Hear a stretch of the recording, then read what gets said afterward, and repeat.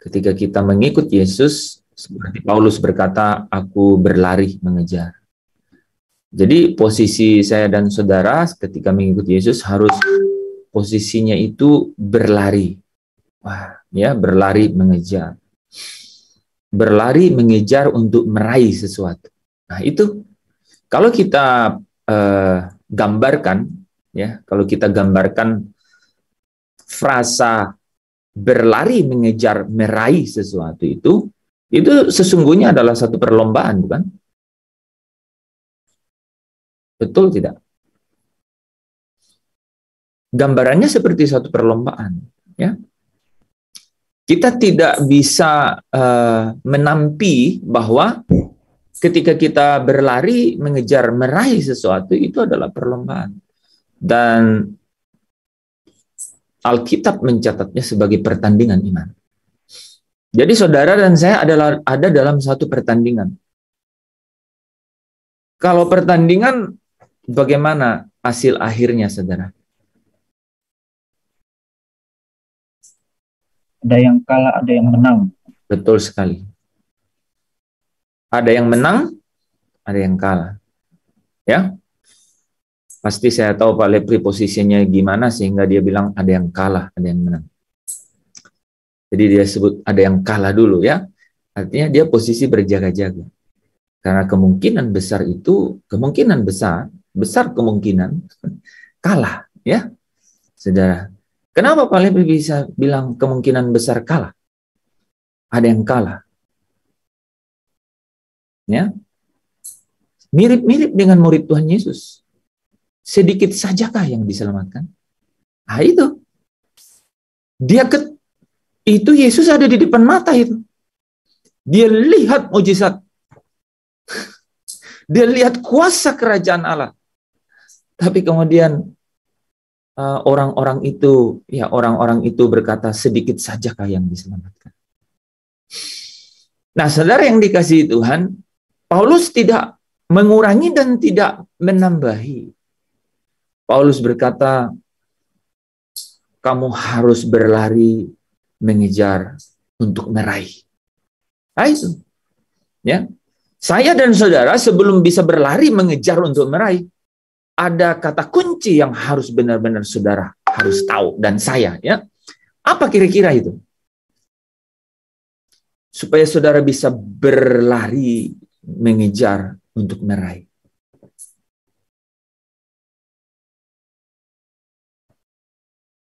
Apa yang membuat saudara biasanya terlambat ke suatu acara? Atau membuat saudara terlambat ke kuliah atau ke sekolah atau ke kantor? Siap-siap. Apa yang membuat saudara biasanya terlambat? Kalau orang siap-siap nggak terlambat. Kesibukan. Kesibukan membuat terlambat. Terlalu santai. Terlalu santai. Lambat bangun. Lambat bangun. Tidak disiplin. Tidak disiplin. Pemalas. Pemalas. Karena keadaan, Om. Karena keadaan. Maksudnya macet di jalan begitu? Semuanya, Om. Karena keadaan sekitar kita gitu. Ya bisa juga macet kan, itu keadaan juga. Karena keadaan. Oke, bagus juga itu, ya. Jadi kita simpulkan dalam satu kalimat yang ajukan oleh saudara kita yang paling muda di Zoom ini, ya. Karena keadaan, ya. Ya, ini namanya juga Andreas, kan? Ya. Jadi karena keadaan tidak disiplin, keadaan malas, keadaan lambat bangun, keadaan sibuk, ya. Nah, semua keadaan ini supaya membuat saudara supaya membuat saudara bisa berlari mengejar untuk meraih, ya, satu tujuan itu, apa yang harus dilakukan? Fokus kepada tujuan. Sebelum bisa fokus, apa yang harus dilakukan? Persiapan. Lepaskan segala yang merintangi. Gairah, semangat. Jangan langsung ke situ, Pak Tadus, ya. Apa yang harus kita bereskan untuk bisa fokus? Minta pimpinan Tuhan. Pak Tarus tadi nyebut satu hal, tapi itu yang kedua. Yang pertama apa? Berjaga-jaga. Tahu mau kemana. Ini supaya saudara bisa fokus. Baru bisa fokus. Berjaga-jaga. Oke, saya langsung aja ya. Lupakan apa yang ada di belakang.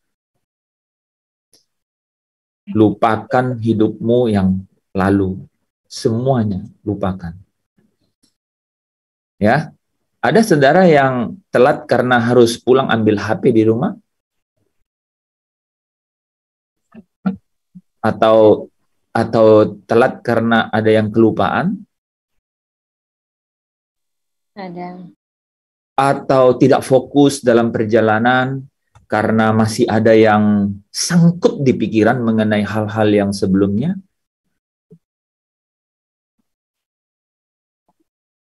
Nah, teman-teman, semua keadaan itu, ya, Paulus berkata, aku melupakan apa yang ada di belakangku.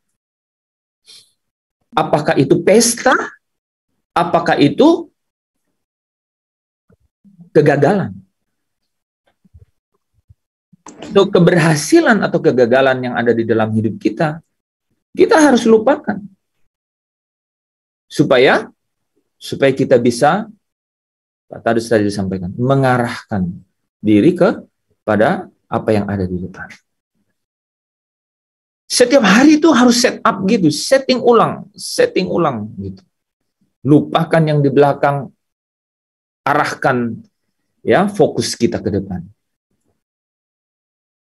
Saudara pernah lihat lari sprint 100 meter? Biasanya itu hanya dalam waktu, sekarang tuh kalau nggak salah 0,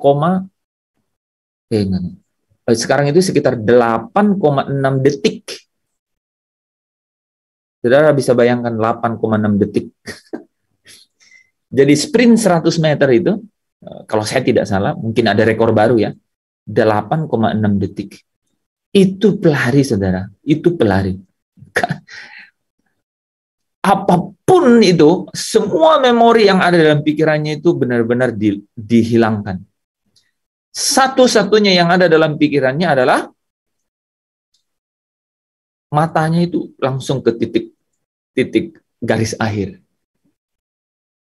Nah, Paulus berkata, aku melupakan apa yang ada di belakangku, ya, dan mengarahkan diri kepada apa yang ada di depanku. Itu caranya untuk bisa berlari mengejar. Pernah saudara lihat orang yang sedang berlari dan melihat ke belakang? Nah, ya. Kemungkinannya banyak. Pertama, dia lambat, ya, dia tidak bisa cepat, gitu ya. Yang kedua adalah, atau yang kemungkinan terjelek adalah, dia bisa fall down, ya, jatuh, kan? Dia bisa jatuh. Kalau jatuh kemudian bisa berdiri lagi, itu masih lebih baik. Tapi kalau jatuh dan dia kecelakaan sehingga dia tidak bisa melanjutkan perjalanan, wah, itu akibatnya kan fatal, ya. Ya, jadi kita harus, Roh Kudus membimbing kita untuk melupakan apa yang ada di belakang. Ya, your past is over. Ya, masa lalu saudara sudah lewat, sudah berlalu. Ya, banyak orang-orang yang kita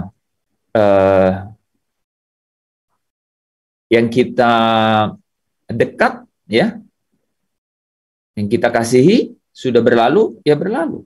Mungkin orang tua, ya, pasangan, ada saudara, berlalu, dan kita harus lupakan. Dia harus tinggal di waktu yang kita sudah lalui, kita sudah lewati, ya, berlalu, ya. Masa lalu saudara tidak menentukan masa depan saudara. Coba ulangin kata-kata saya itu. Masa lalu saya tidak menentukan masa depan saya. Masa lalu saya tidak menentukan masa depan saya. Amin. Masa lalu saya tidak menentukan masa depan saya. Amin. Wah, saya ngaminin loh. Ya, saudara, masa lalu ini yang masih bongong ini, coba ulang. ngomong aja, nggak usah buka mic. Masa lalu saya tidak menentukan masa depan saya. Ya, Masa lalu saya tidak menentukan masa depan saya. siapa lagi yang mau ngomong saya? Jadi Masa lalu saya tidak menentukan. ya nggak apa-apa, tidak buka mic juga nggak apa-apa. Menentukan masa depan saya. Iya, masa lalu saya tidak menentukan masa depan saya. Amin? Amin. Belum amin, saudara. Ya, Amin. belum amin itu. Amin. Amin. Amin. Iya, lanjutkan dengan kata ini. Masa depan saya pasti di dalam Kristus. Masa depan saya pasti di dalam Kristus. Masa depan saya pasti di dalam Kristus. Baru amin. Amin. Ya, oke. Jadi masa lalu saya tidak menentukan masa depan saya, tapi masa depan saya pasti di dalam Kristus. Ya. Nah, itu Roh Kudus yang menuntun. Kalau pada saat saudara, ini ada nggak di antara kita ini yang pada saat mengucapkan kata-kata tadi ada sesuatu yang terasa di luar hal yang biasa gitu. Ada nggak? Nggak ada. Nggak ada. Oke. Jadi ketika saudara bilang masa depan saya tidak ditentukan, masa lalu saya tidak menentukan masa depan saya, tapi masa depan saya pasti di dalam Kristus. Ada nggak yang merasa sesuatu? Ada Pak Hens, ada getaran, ada dorongan. Pak Tadus ada getaran. Ya. Oke, Tuhan itu Pak Tadus, ada yang lain yang rasa sesuatu? Ada, Pak. Bu Esther ada? Ada. Oke, simpan itu. Ada lagi ada yang rasa sesuatu yang seperti tidak biasa dirasain. Ada Pak saya, Pak. Pak Daniel rasa simpan itu. Teman-teman yang lain ada yang rasa waktu bilang masa lalu saya tidak menentukan masa depan saya, tapi masa depan saya pasti dalam Kristus. Ada yang merasa? Elizabeth, yes? Ada. Terasa nggak sesuatu? Terasa, Pak. Nah, Grace merasa kelegaan. Fanny terasa apa? Kayak ada sesuatu yang masuk begitu. Kayak Haleluya ya. Haleluya. Puji Tuhan. Ada yang lain? Sebentar, Fanny seperti ada sesuatu yang masuk. Ketika apa? Kira-kira kaitannya dengan apa? Ada apa? Fanny bisa mau bicara apa? Lebih dari itu apa? Terharu seperti mau menangis. Sama tuh kita, tuh Elsa. Merasa ada keyakinan dalam diri. Bagus. Sama, oke. Benar. Ini teman-teman kalau Zoom saya ini mata saya berkaca-kaca ini. Ya. Padahal kata-kata itu udah berkali-kali saya ucapkan. Saya merasa masa depan saya sudah ditentukan yang terbaik. Enggak, yang saya tertarik tadi Fanny bilang seperti ada yang masuk. Itu saya tertarik sekali itu. Gimana seperti ada yang masuk gimana, Van? Cerita sedikit.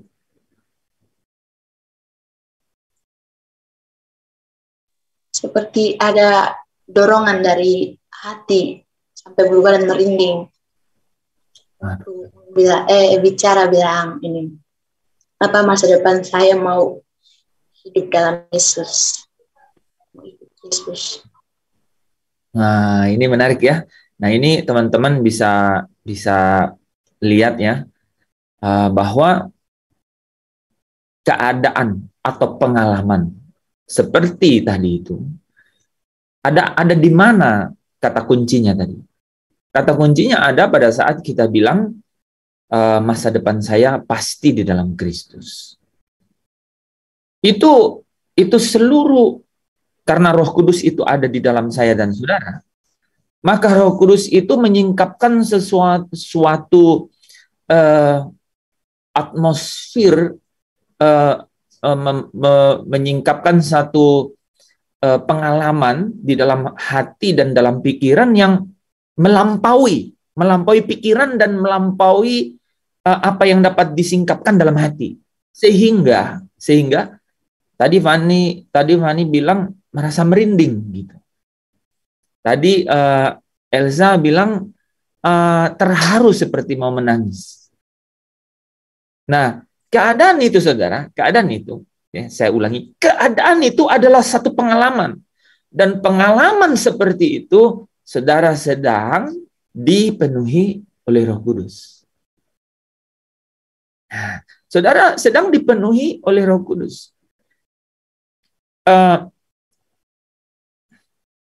Kepenuhannya itu punya kadar gitu. Ya, kepenuhannya itu punya takaran, punya kadar atau takaran. Ketika saya benar-benar ada dalam satu keadaan di mana menekan kehidupan gitu ya.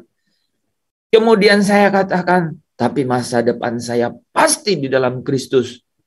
Itu kadarnya itu besar sehingga saya menikmati satu pengalaman yang lebih luar biasa. Lebih luar biasanya di mana? Beyond my knowledge gitu. Melampaui akal pikiran. Sehingga saya merasa merinding, sehingga saya merasa terharu, sehingga saya merasa tadi ada beberapa kata-kata yang ada keyakinan dalam diri gitu ya. Timbul keyakinan. Ini ada yang Grace bilang tuh. Jadi ada yang Grace bilang tadi, saya juga tahu tuh, kelegaan. Saya merasa kelegaan. Pengalaman itu atau peristiwa itu saudara sedang dipenuhi oleh Roh Kudus. Nah, masing-masing kita berbeda.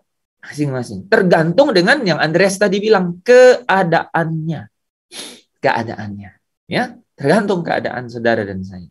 Nah, kadar atau keadaan seperti ini saudara, itu kita yang menentukan gitu. Maksudnya apa? Kalau malas itu siapa yang kira-kira menentukan mengenai kemalasan itu, teman-teman? Kalau malas itu kira-kira karena tetangga atau diri sendiri, ya? Oh, malas tadi. Mau disiplin atau tidak itu siapa? Diri sendiri. Ya kan? Saya kasih kata yang menantang. Mau berhasil atau tidak itu siapa yang tentukan? Diri sendiri. Diri sendiri. Berani berkata. Ya, betul. Kenapa saudara bisa yakin katakan bahwa diri sendiri? Karena yang berjuang itu adalah kita sendiri. Karena yang berjuang itu kita sendiri. Ya kenapa begitu pasti kalau perjuangan oleh diri sendiri itu bisa yakin berhasil? Kita penuh ketekatan.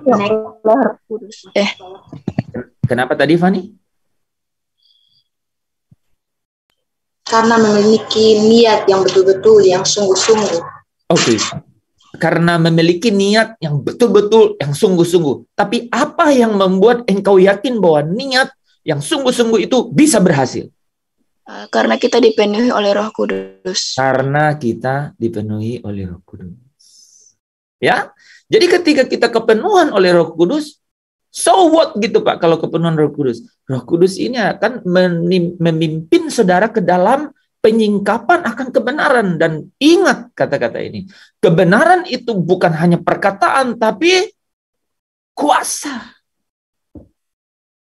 Ya, saya ingat waktu doain onsi itu, saudara ada yang enggak?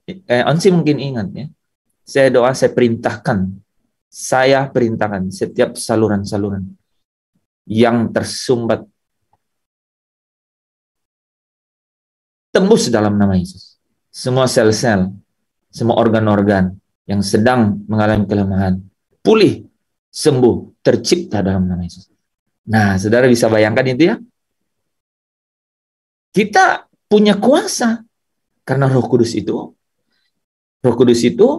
menguasai, dan itu yang membuat kita yakin bahwa kita pasti berhasil. Amin. Oke, ya. Jadi kapasitas kita, ya, kapasitas kita itu menentukan seberapa kadar kepenuhan kita atau kepenuhan yang kita terima dari Roh Kudus itu, ya. Nah, malam hari ini kita akan lanjut, saudara-saudara, ya, mengenai bicara mengenai kapasitas itu.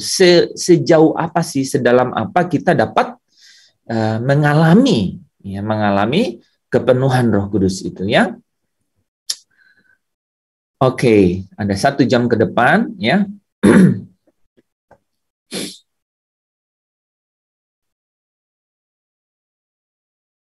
Bisa terlihat jelas, ya.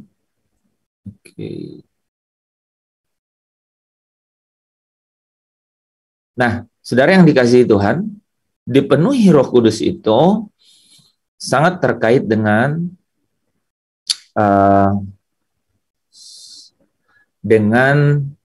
kapasitas kita menerimanya, ya. Kepenuhan Roh Kudus itu, ya, atas seseorang tidak dapat dipisahkan dari kapasitas orang yang menerima kepenuhan Roh Kudus itu. Apa maksudnya, ya? Apa maksudnya kapasitas kita menerima kepenuhannya itu? Siapa yang menentukan berapa besar ukuran Roh Kudus akan penuhi kita? Siapa yang menentukan? Tuhan. Kita. Masih 50-50. Siapa yang menentukan? Kita yang menentukan. Udah 2 lawan 1. Siapa yang menentukan? Kita, diri kita sendiri. 3-1, 4-1. Diri sendiri. Diri sendiri. Jadi yang menentukan seberapa besar bejana saudara yang dipenuhi Roh Kudus itu kita. Karena kita ini adalah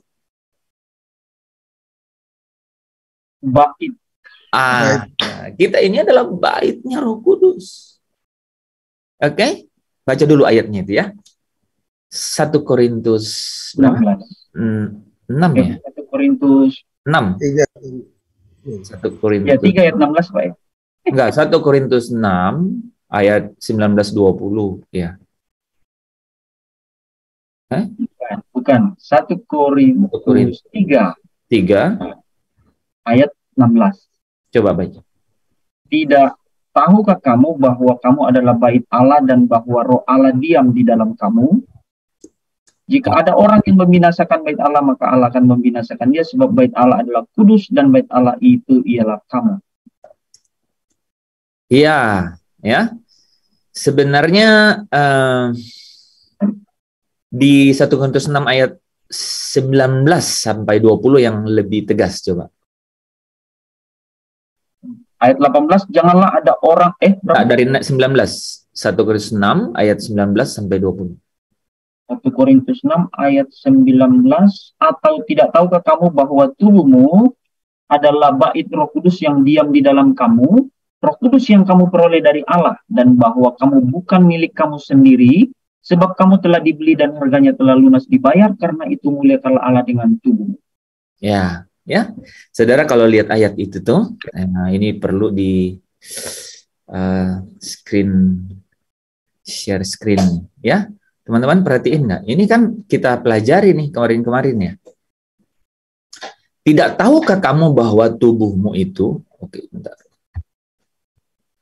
Tubuhmu itu adalah bait Roh Kudus yang katanya apa? Diam diam di dalam kamu. Yaitu Roh Kudus yang kamu peroleh dari Allah. Ya, kan kita udah pelajari ya, kita dimeteraikan oleh Allah. Allah yang memberikan Rohnya yang kudus ini. Ya, dan semua kata-kata ini mau bilang bahwa kamu bukan milik kamu sendiri. Sebab kamu telah dibeli dan harganya telah lunas dibayar, ya. Karena itu muliakanlah Allah dengan tubuhmu. Jadi teman-teman, ada 3 hal yang penting di situ. Tubuhmu adalah bait Roh Kudus, ya. Roh Kudus tinggal di dalamnya, ya, berdiam, ya. Jadi yang pertama, tubuhmu adalah bait Roh Kudus. Dan Roh Kudus itu diam di situ. Diam di situ. Diam di situ. Nah, sekarang dia berdiam, pasti dia punya maksud dong, dia berdiam ya di situ. Maksudnya apa, saudara? Dia berdiam di dalam saya dan saudara.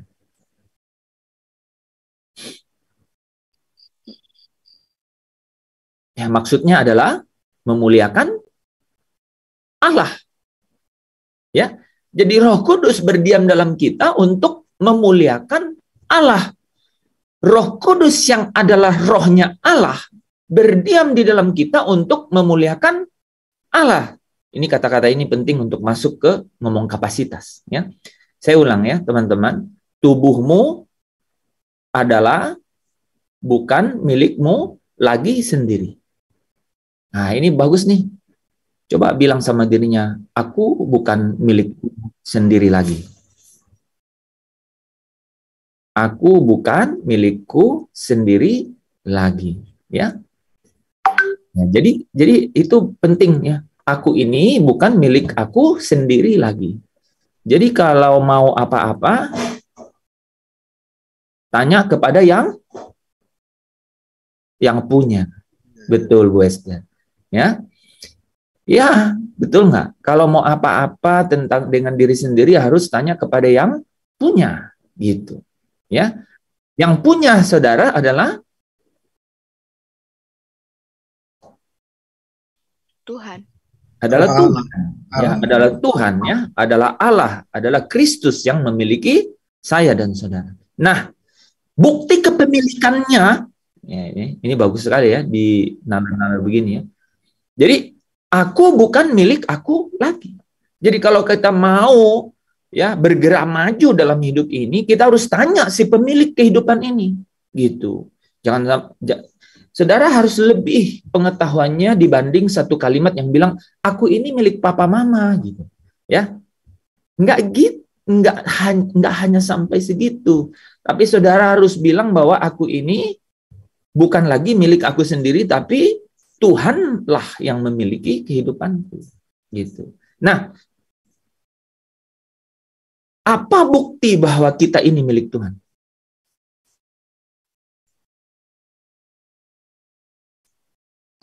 Kita tinggal di dalam Dia. Ada loh orang yang tinggal di dalam, ada tanah besar 1 hektar, terus tinggal di dalam, tapi orang yang tinggal dalam itu sebenarnya tidak diizinin sama yang punya. Tangkap nggak itu? Ya, ada loh. Jadi jangan pernah memakai seolah-olah kita ini milik Tuhan karena aku di dalam Tuhan. Ada orang yang tinggal dalam tanah punya, tapi sebenarnya orang itu tidak diizinin tinggal di situ.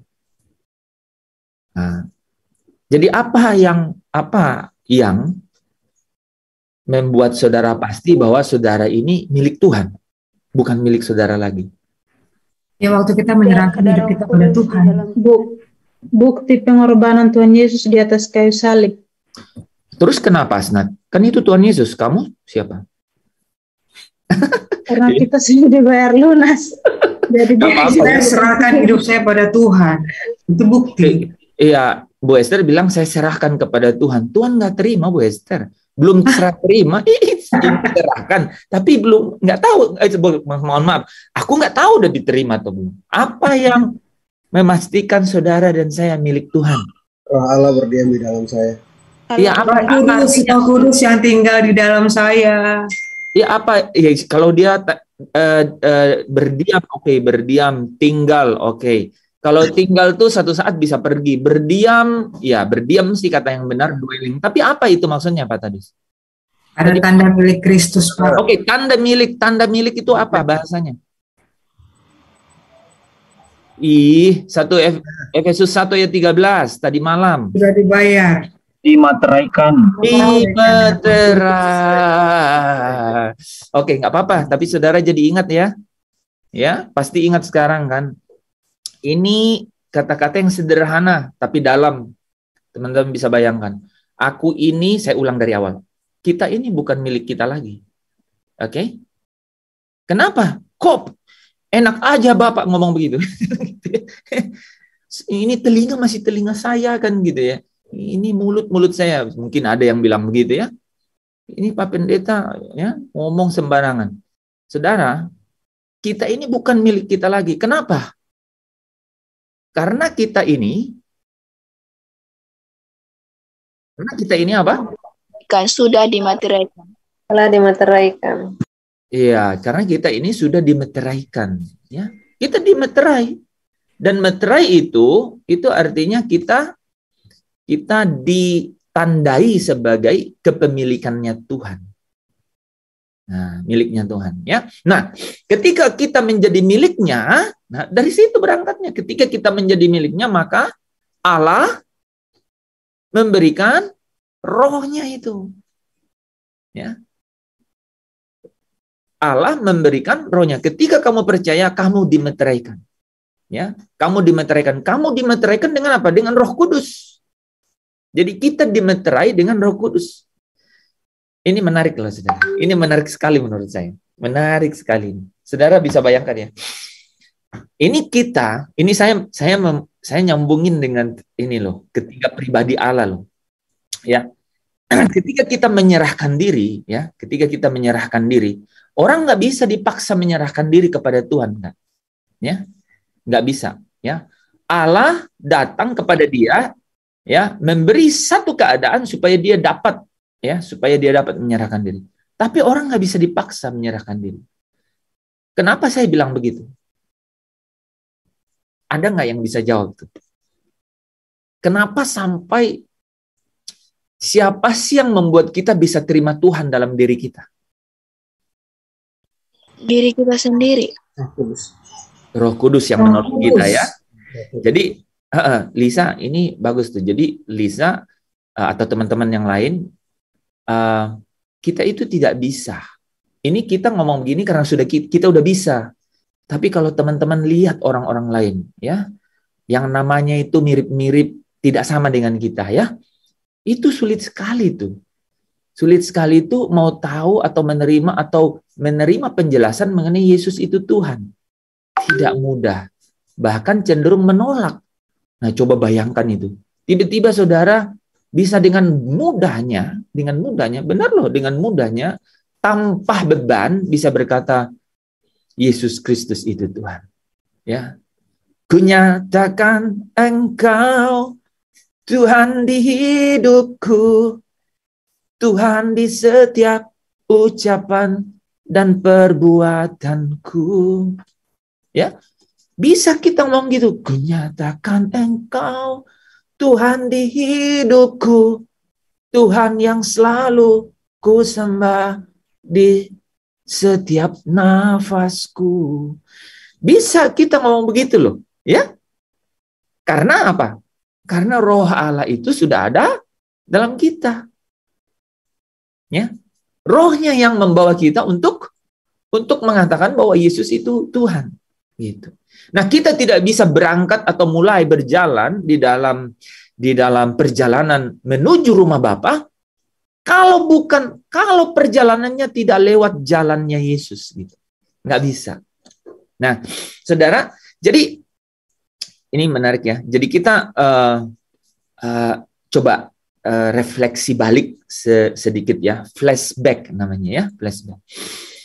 Ketika kita ini bisa berkata Yesus itu Tuhan, kita kemudian sebenarnya pada saat yang sama kita itu menyadari bahwa kita ini orang berdosa, sehingga kita akhirnya berbalik dari keadaan kita itu dan mengaku Yesus itu sebagai Tuhan.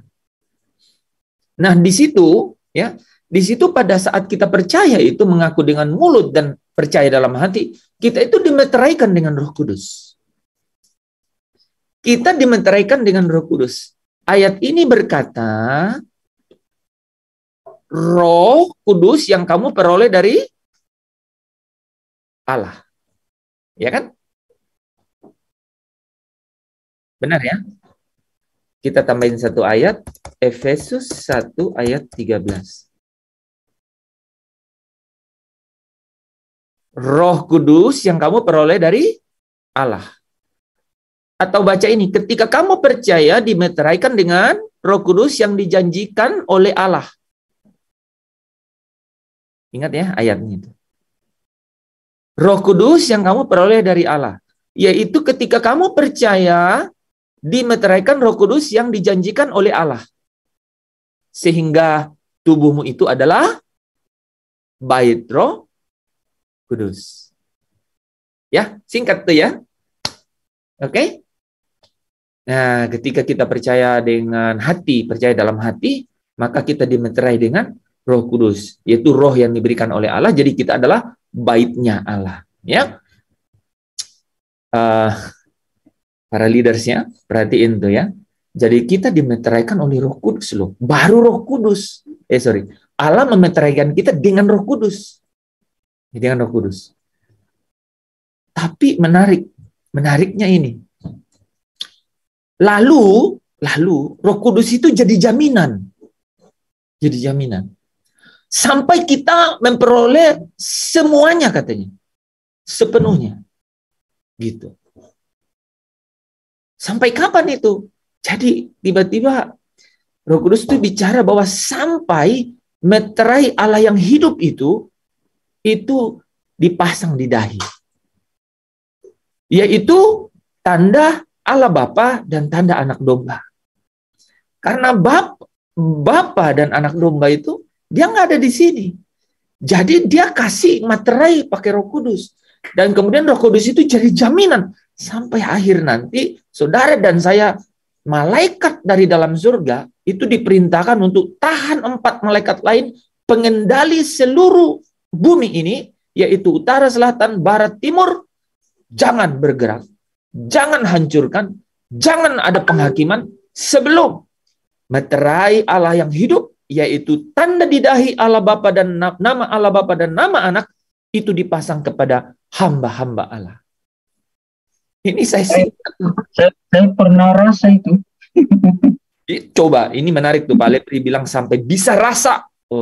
Iya, kayak di dahi saya ada itu tanda itu. Saya kayak salib. Teman-teman, ini kita tuh udah dari awal ke ujungnya langsung. Saudara bisa bayangkan. Saudara, bumi ini akan hancur.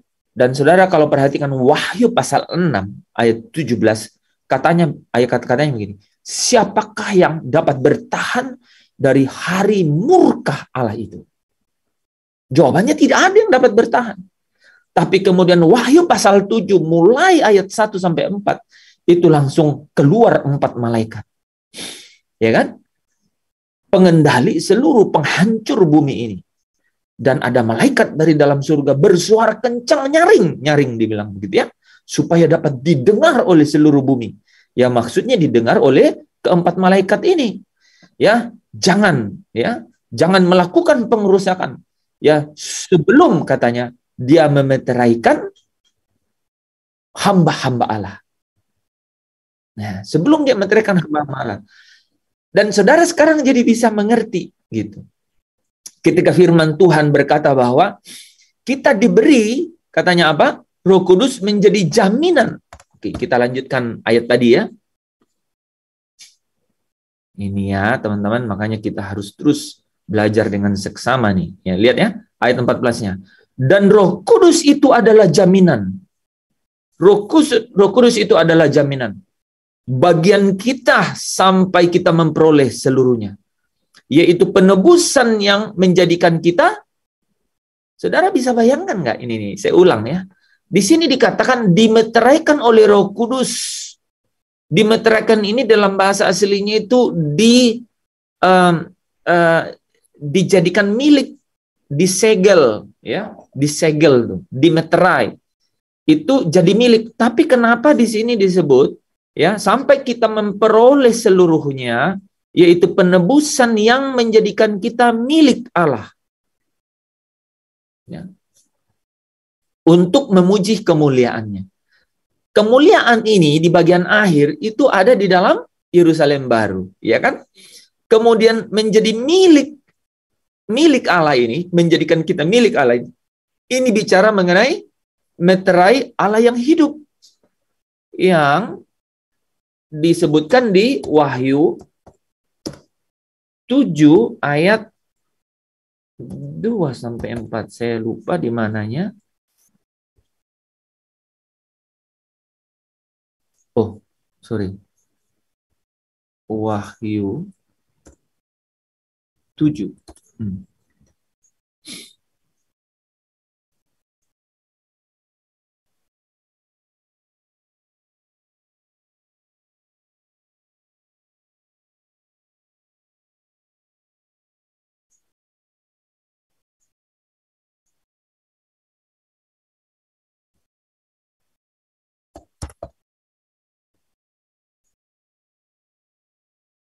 Oke.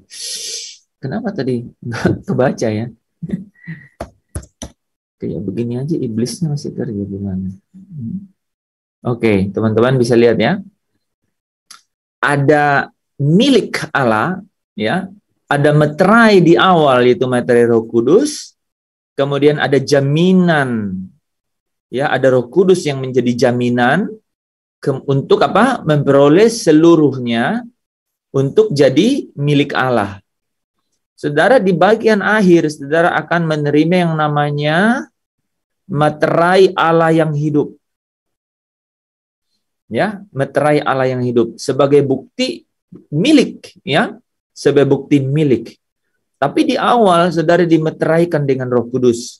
Gunanya untuk Roh Kudus bisa jadi jaminan. Ya, di bagian akhir supaya apa? Memperoleh seluruhnya, ya, untuk menjadikan, jadi saudara belum jadi, menjadikan kita milik Allah, supaya saudara bisa dimeteraikan meterai Allah yang hidup, ya, dan ini akan membuat saya dan saudara itu luput dari pengerusakan atau penghakiman, ya. Janganlah merusakkan bumi, laut, pohon-pohon sebelum kami memeteraikan hamba-hamba Allah kami pada dahi mereka, ya, pada dahi mereka. Oke, bisa tangkap ya dari situ? Ya, ini jadi orang Kristen atau orang-orang kumpulan yang ikut Kristus itu harus tahu banget bahwa kita ikut Yesus itu perjalanannya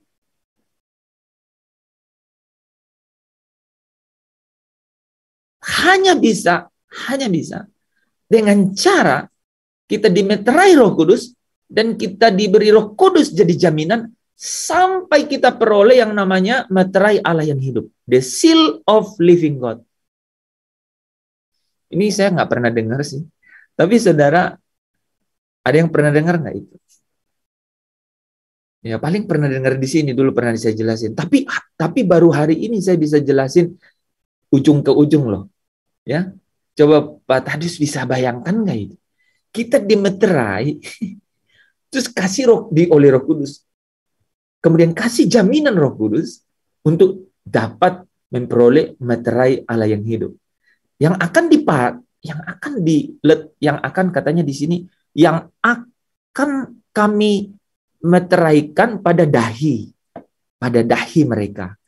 Nah, meterai itu pada dahi itu namanya meterai nama Allah Bapa dan nama Anak Domba.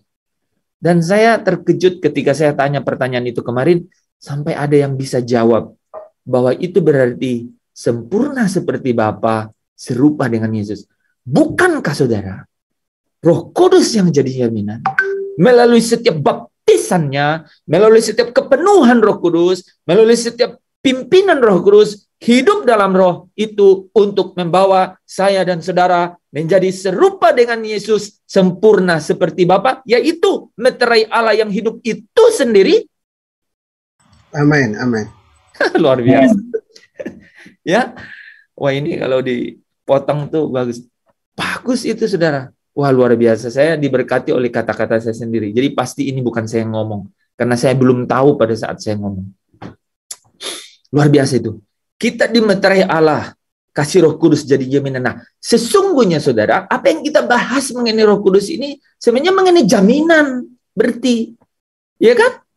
Jaminan. Roh Kudus sebagai jaminan. Nah, Roh Kudus sebagai jaminan, bagaimana cara kerjanya, Pak? Kira-kira kan begitu ya. Kalau kita mau ya lebih memahami ini kan, bagaimana cara kerja Roh Kudus sebagai jaminan, Pak? Gitu kan kira-kira kan. Caranya adalah kita dibaptis dengan Roh Kudus dan kemudian sesuai dengan kapasitas kita, yaitu bagaimana kita merespon. Karena diri kita, tubuh kita ini adalah baitnya Roh Kudus dan Roh Kudus diam, kita udah dimeteraikan. Maka ketika kita dibaptis, bagaimana kita merespon terhadap baitnya Roh Kudus ini, yaitu tubuh kita, bagaimana kita merespon, itulah bagaimana cara kita terus dipenuhi oleh Roh Kudus. Dipenuhi. Sampai satu keadaan, apa yang kita pikir itu sudah sama atau seirama dengan apa yang Roh Allah pikirkan. Disitulah kita disebut dipimpin oleh Roh Kudus. Seirama. Ya. Dipimpin oleh Roh Kudus. Di sanalah kita disebut anak-anak Allah. Teknonnya Allah. Jadi kalau kita dibilang bahwa mereka adalah anak-anak Allah yang akan masuk ke dalam kerajaannya Bapaknya, anak-anak yang seperti apa? Anak-anak yang sudah seirama dengan Roh Allah. Atau dipimpin oleh Roh Allah. Wah, saudara bisa tangkap ya?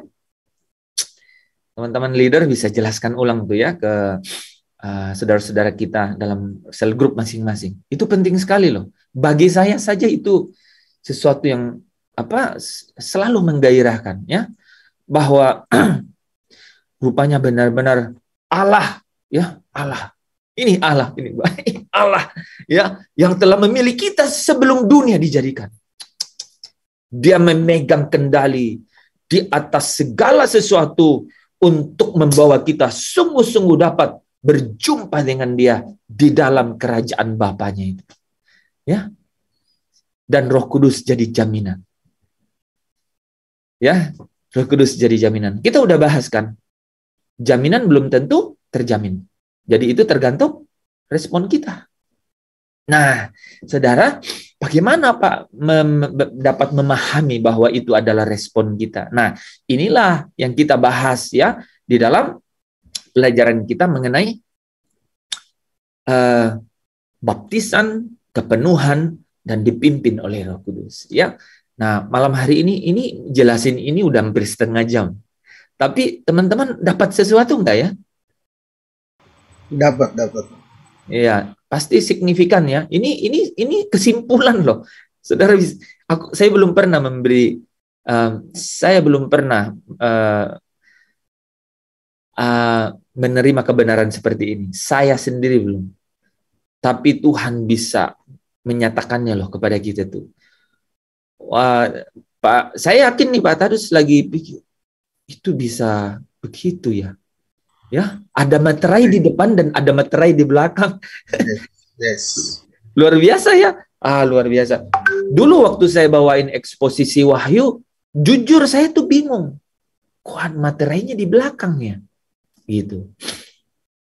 Itu bisa terjawab dengan kata-kata Roh Kudus jadi jaminan. Luar biasa. Saudara, di awal saudara dimeterai dengan Roh Kudus oleh Allah. Dalam waktu bersamaan, saudara diberi Roh Kudus untuk jadi jaminan. Untuk menerima meterai Allah yang hidup. Yang dipasang di dahi. Yang hubungannya dengan nama Allah Bapa, nama anak domba. Itu menurut saya luar biasa. Kok materai itu nggak dipasang sejak sekarang ya? Yang dipasang tuh materai Roh Kudus ini yang dipasang. Jawabannya apa, teman-teman? Sampai sempurna seperti Bapa baru dipasang. Luar biasa tuh, itu jawabannya. Jadi kita harus melewati perjalanan itu, yaitu bagaimana serupa dengan Yesus dan sempurna dengan seperti Bapa. Kita yang harus lewati itu perjalanannya itu. Dan perjalanan itu namanya perjalanan keselamatan, kan? Makanya 1 Petrus 1 ayat 9 bilang, kau telah mencapai tujuan imanmu, yaitu keselamatan jiwamu. Dan apanya kita yang serupa dengan Yesus atau sempurna seperti Bapa? Jiwa. Jiwa kita, kan, karakternya, kan, gitu. Kalau rohnya, saudara nggak perlu pertanyakan, roh Allah itu ditaruh dalam diri saya dan saudara. Dan sampai kalau orang mati, rohnya kembali kepada Bapa. Tapi sebenarnya sesungguhnya adalah apa? Jiwa nih. Dan apa namanya, Bu Esther? Mempermak, dipermak. Dipermak nih, ya, jiwa kita di Permak, Pak. Permak, jiwa kita dipermak atau diubah, dibaharui, ya, direstorasi atau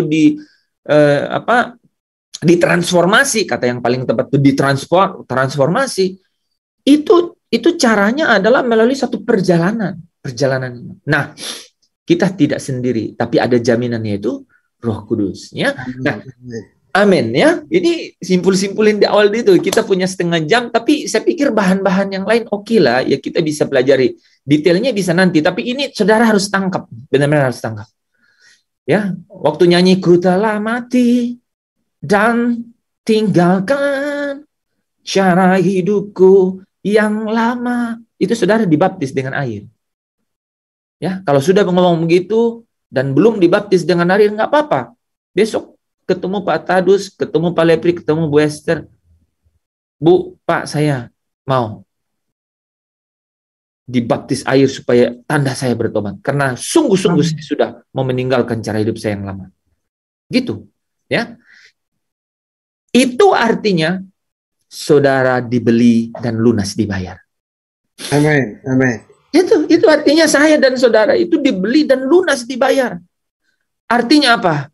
Hidupku bukannya aku lagi, tapi Kristus dalamku. Ya, jadi Kristuslah yang memiliki kita.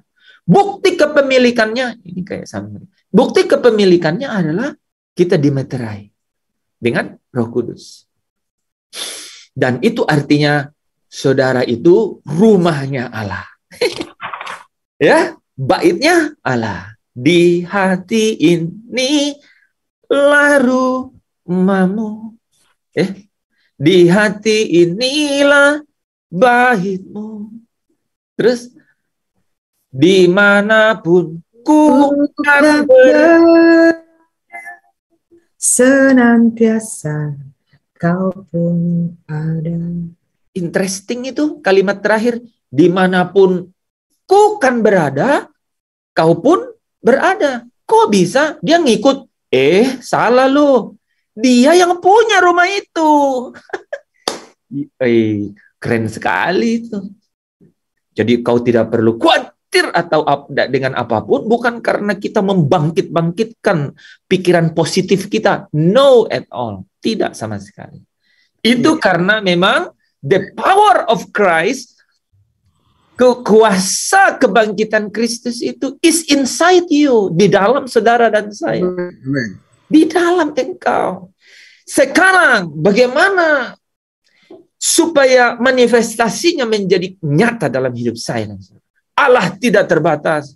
Kristus yang ada di surga itu melalui rohnya itu memiliki keadaan yang tidak terbatas untuk memanifestasikan kehadirannya dalam saya dan saudara.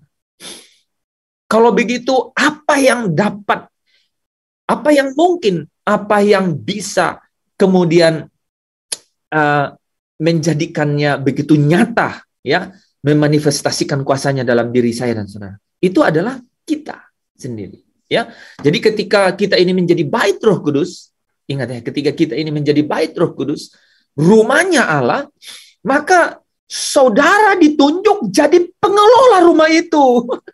Luar biasa itu. Ya, saudara pikir siapa yang kelola rumah itu? Saudara, ini menarik sekali. Saudara dimeterai dengan Roh Kudus, tapi mungkin saudara pikir, terus saya ada di mana?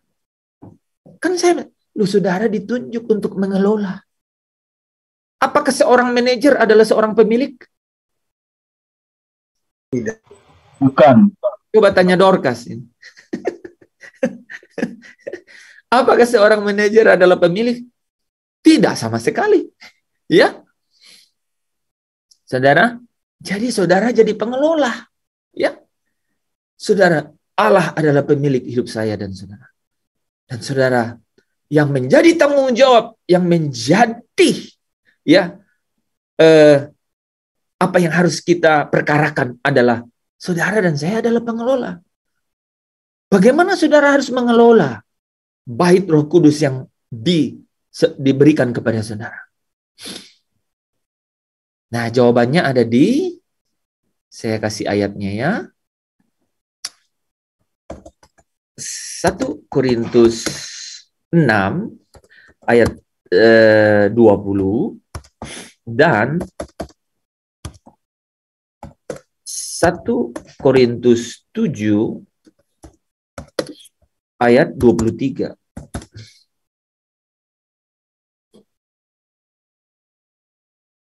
Sudah bisa lihat ya. Kata pertamanya sama nih, saudara. Sebab kamu telah dibeli dan harganya lunas dibayar. Di bawah sama. Kamu telah dibeli dan harganya lunas dibayar. Yang pertama saudara harus lakukan adalah jangan kamu menjadi hamba manusia. Jadi pengelola yang benar pastikan bahwa baitnya Tuhan itu tidak untuk menjadi tempat dilaksanakannya keinginan-keinginan manusia. Jangan menjadi hamba manusia. Ya, melainkan apa? Muliakanlah Allah di dalam tubuhmu itu. Jadi kita ya sebagai pengelola tubuh itu kita harus pegang. Kita harus menjadi pengelola yang memastikan bahwa bait itu tidak untuk menjadi apa? Diperhamba oleh manusia. Jadi jangan sampai orang lain yang rules your life. Jangan sampai orang lain yang mengatur hidupmu. Jangan manusia yang mengatur hidupmu. Ya. Jangan manusia yang mengatur hidupmu. Ya. Jangan jadi hamba manusia. Artinya jangan terbelenggu oleh apa? Oleh maksud atau filsafat manusia. Yaitu filsafat dunia. Ya. Tapi jadikanlah bait itu untuk tempat Allah dimuliakan. Nah, itu pasti dikerjakan oleh seorang pribadi, yaitu tadi jaminannya adalah Roh Kudus. Nah, saudara dan saya ketika dipenuhi oleh Roh Kudus, maka saudara akan masuk ke dalam dimensi-dimensi yang akan membawa saudara lebih lagi menikmati Allah dimuliakan di dalam tubuhmu. Saya ulangi. Roh Kudus akan membawa saudara semakin penuh, ya, semakin penuh. Dan kepenuhannya itu membawa saudara semakin dalam untuk melihat bagaimana Allah dimuliakan dalam diri saya dan saudara. Ya, dan itu akan dikerjakan oleh Roh Kudus tergantung kepada apa? Kapasitas kita. Ya, kapasitas kita menerimanya.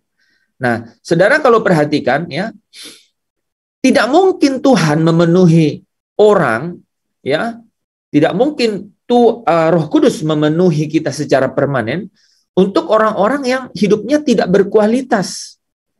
Ya. Karena Roh Kudus itu pekerjaannya adalah untuk membawa kita kepada seluruh kebenaran, ya. Dan kebenaran itu artinya kebenaran yang yang memimpin kita kepada kemerdekaan, yang membawa kita kepada pembaharuan, ya. Jadi tidak mungkin, ya, dia kemudian bekerja memenuhi orang yang hidupnya tidak berkualitas, ya. Kalau saudara perhatikan dalam Perjanjian Lama itu ditemukan orang-orang yang penuh dengan Roh Kudus, ya. Ada Yusuf, ada Daniel, ya. Mereka adalah orang-orang yang memiliki kualitas hidup luar biasa, kan? Mereka adalah orang-orang sederhana tetapi memiliki hubungan akrab dengan Tuhan. Saudara, kualitas hidup ini menariknya. Jadi kualitas sekarang, ya, bagaimana saya bisa memastikan bahwa saya memiliki kapasitas atau kualitas untuk dipenuhi Roh Kudus? Tadi kita mengerti satu hal, ya, yaitu hubungan yang akrab atau intim dengan Tuhan.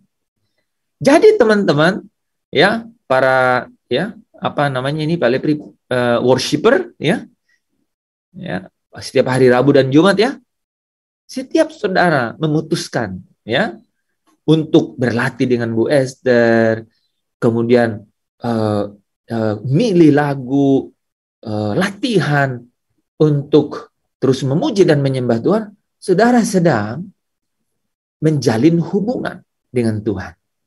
Dan itu artinya saudara semakin akrab dengan Tuhan, ya. Dan itu artinya kualitas hidup saudara sedang naik.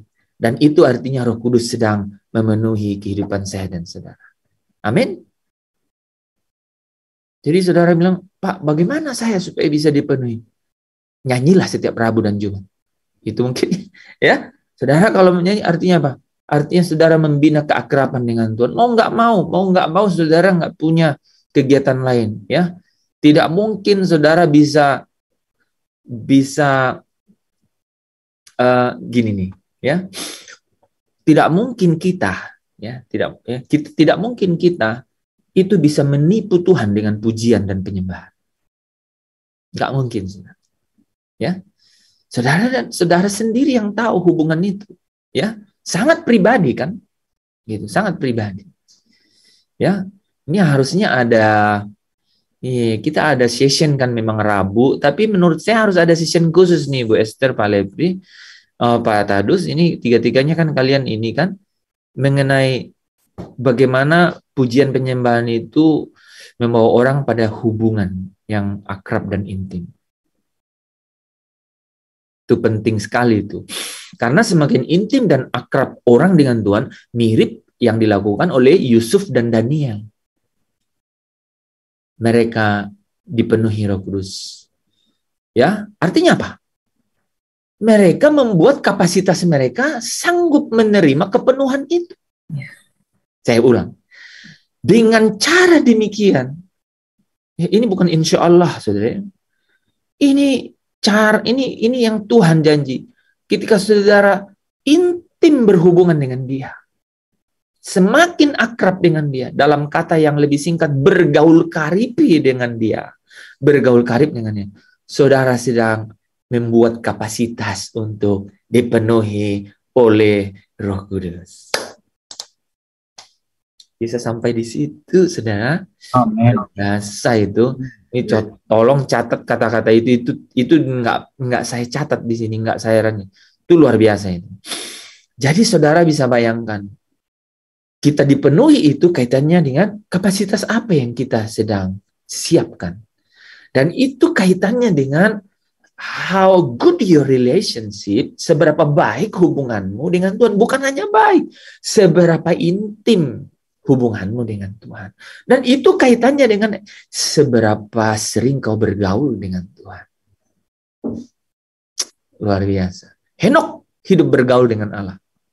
Dan sesudah itu, dia diangkat hidup-hidup. Siapa yang mau diangkat hidup-hidup ke surga? Angkat tanganmu. Iya, Anda harus angkat hidup-hidup. Ya, itu namanya rapture. Ya. Kalau itu artinya saudara harus perjuangkan untuk bergaul, ya. Bergaullah dengan Tuhan. Wow, kita nggak beranjak dari satu slide. Tapi saya merasakan ada roh Allah yang bekerja luar biasa. Amin, saudara. Nah, Daniel dan Yusuf ya memiliki hubungan yang akrab dengan Tuhan itu. Yusuf dan Daniel adalah orang-orang yang saudara, ini masuk poin kedua. Yusuf dan Daniel orang-orang yang menghargai kesucian Tuhan, kekudusan Tuhan. Yusuf sejak muda hidup benar dan klimaksnya ditunjukkan dengan menolak tawaran kenikmatan. Ini apa ya? Saya ulang ya. Itu ada kelihatan kan di situ ya, ada sesuatu yang ya no. Oke ya. Ya, menghargai kesucian Tuhan. Yusuf sejak mudanya ya benar klimaksnya ditunjukkan pada menolak Tante Poti ya. Dia nolak Tante Poti, Daniel menolak menejiskan diri dengan makanan raja ya. Jadi menjaga kekudusan hidup. Hubungan karib menjaga kekudusan hidup. Saudara meningkatkan kapasitas saudara untuk dipenuhi. Amin ya.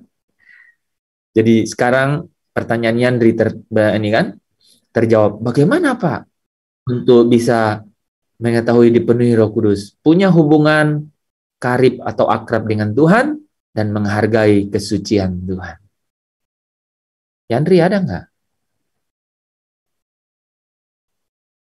Tadi ada. Oh, ada. Dengar ya, Yandri ya?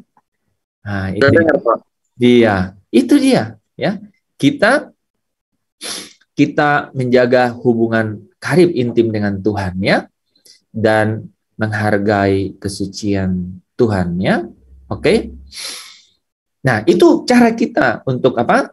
Untuk meningkatkan kapasitas kita ya. Nah, dalam perjanjian baru ada orang-orang yang dipenuhi roh di Yerusalem itu adalah orang-orang yang setia berjalan dengan Yesus. Nomor 3 nih ya. Apakah saudara orang setia? Belum terbukti. Belum terbukti bilang. Ada tuh lagu tadi. Apa lagunya tadi?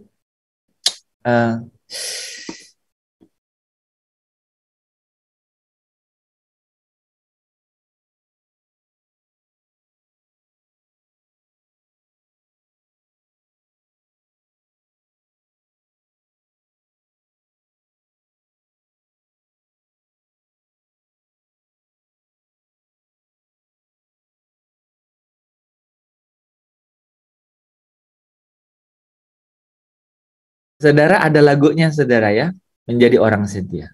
Ya, tadi saya ini bagus dinyanyiinnya. Kemanapun jua ku ikut serta, dari Nazaret sampai ke Golgota, setiamu,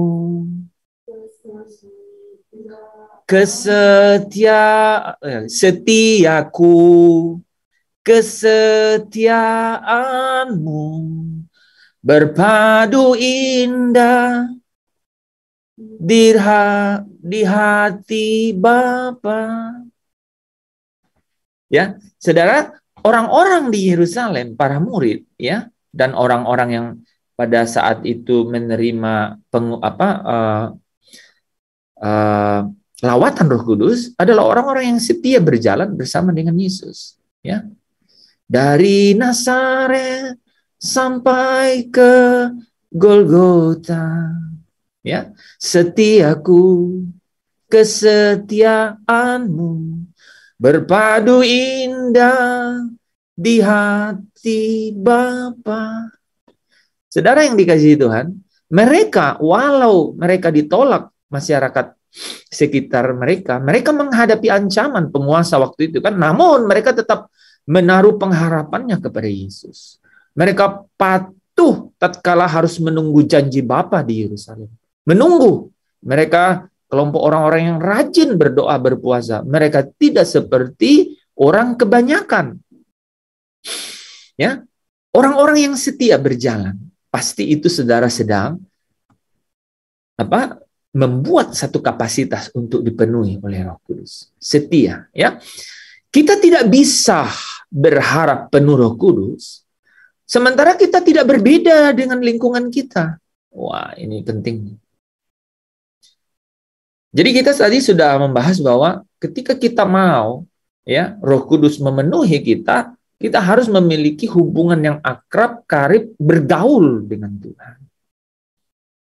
Yang kedua, kita menjaga kesucian kekudusan hidup seperti standar kekudusan Allah. Ya, tidak menajiskan diri dengan hal-hal dunia.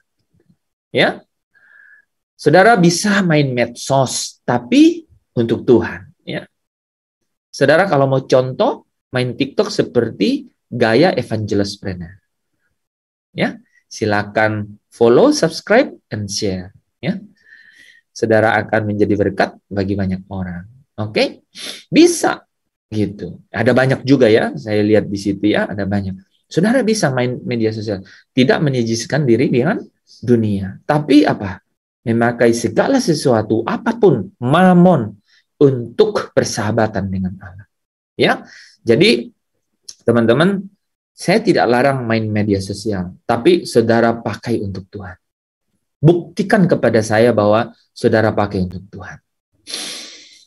Ya, nah, contohnya apa saudara? Contohnya kalau saudara main TikTok ya, itu saudara pakai buat akun, kemudian upload apa yang saudara memang mau upload. Misalnya buat kontennya dulu, terus upload kan. Hal yang sebaliknya yang kemungkinan terjadi, yang berakibat buruk terhadap saudara adalah apa? Saudara nggak punya konten untuk diupload, kemudian buka TikTok. Problem besar. Ya, Asnat senyum-senyum. Karena ketika dia buka, dunia menjumpai dia dengan muka yang berbeda. Siapa yang membuka? Ya, siapa yang menjumpai kau Asnat ketika langsung buka TikTok? Ah, ya TikTok tahu persis apa kan? Nah, dan ketika sudah kebuka dunia itu, kita tinggal mainkan jari ini kan, scroll 1-2 jam kata Asnat, habislah hidupku katanya kan, dicuri loh.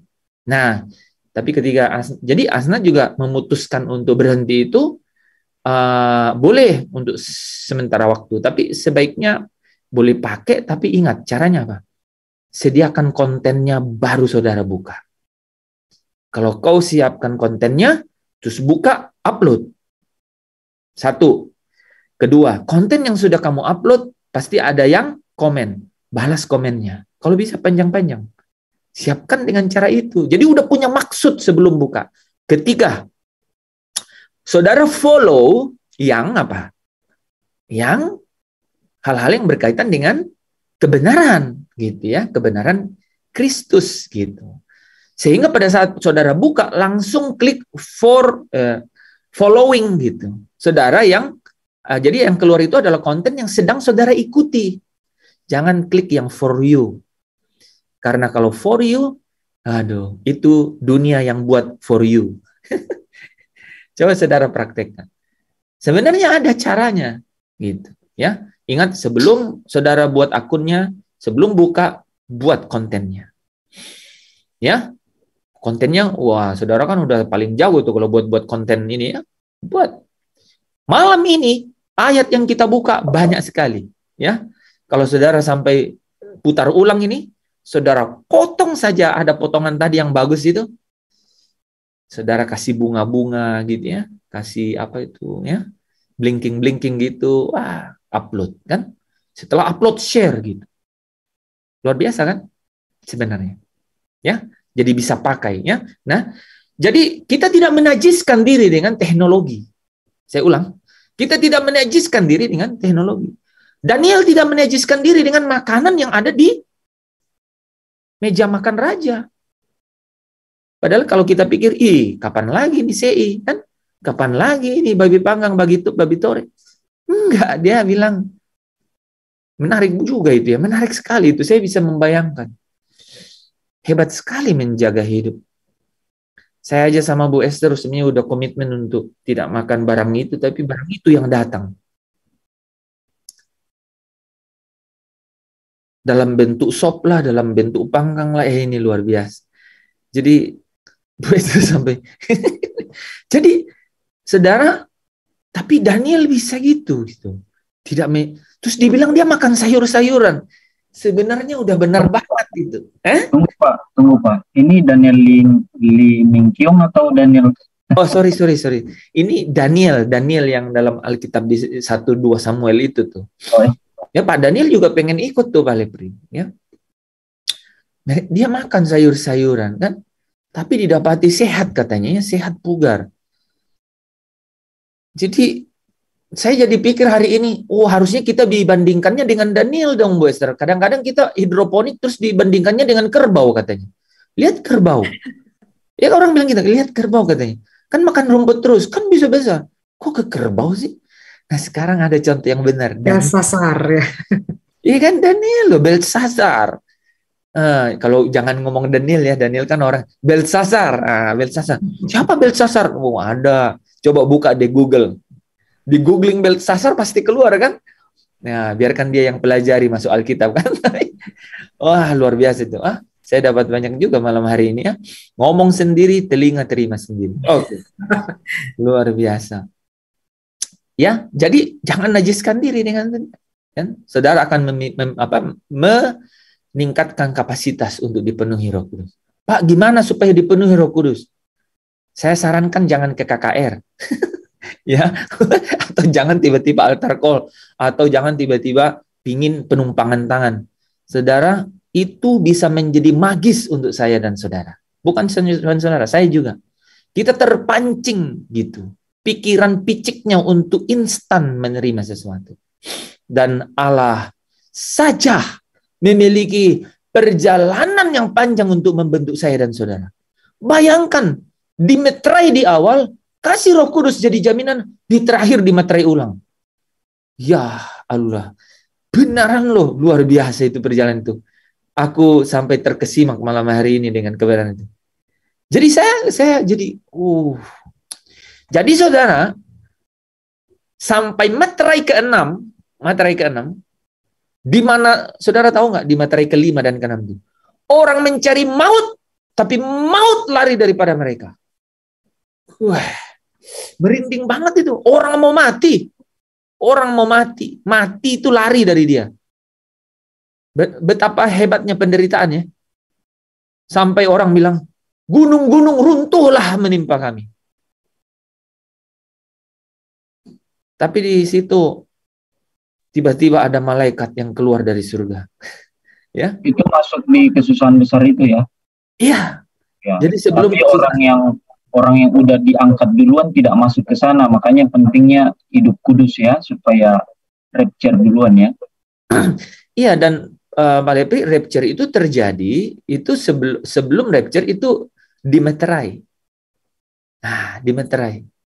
Dan meterai itu adalah, saudara kan gini, kejar-kejar rapture tapi nggak sempurna seperti Bapa atau serupa dengan Yesus, nggak bisa tuh.